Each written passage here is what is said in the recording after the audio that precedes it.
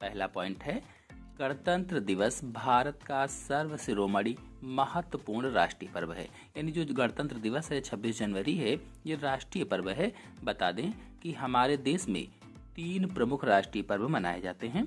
26 जनवरी को गणतंत्र दिवस, 15 अगस्त को स्वतंत्रता दिवस और 2 अक्टूबर को गांधी जयंती। आते हैं अगले पॉइंट पर। 26 जनवरी 1950 को भारत का संविधान पूर्ण रूप से लागू हुआ था। बता दें हमारा देश अंग्रेजों की गुलामी से 15 अगस्त 1947 को आज़ाद हुआ और उसके बाद 26 जनवरी 1950 को भारतीय संविधान लागू हुआ था। यानी हम लोग पूर्ण रूप से आज़ाद हुए थे, इसीलिए तभी से 26 जनवरी को गणतंत्र दिवस के रूप में मनाया जाता है। आते हैं अगले पॉइंट पर। भारत का संविधान विश्व का सबसे बड़ा लिखित संविधान है। यानी पूरे विश्व का सबसे बड़ा लिखित संविधान भारत का संविधान है। संविधान का अर्थ होता है सभी लोगों के लिए नियम कानून, यानी जिसका पालन हम लोग खुद करते हैं। आते हैं अगले पॉइंट पर। इस दिन राष्ट्रपति भवन को दुल्हन की तरह सजाया जाता है, अर्थात दिए और झालरों से ऐसे सजाते हैं कि सुंदर छवि देखते ही बनती है।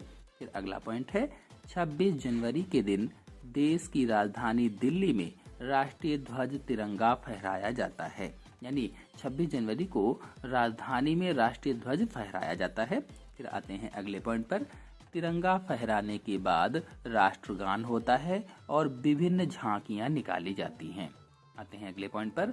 26 जनवरी को राजपथ पर परेड निकाली जाती है, जिसमें विभिन्न सेनाओं कौन कौन से, चाहे वो वायुसेना हो, चाहे वो थल सेना हो, चाहे वो नौसेना, जो भी सेनाएं हैं वो सभी सेनाएं उस परेड में हिस्सा लेती हैं।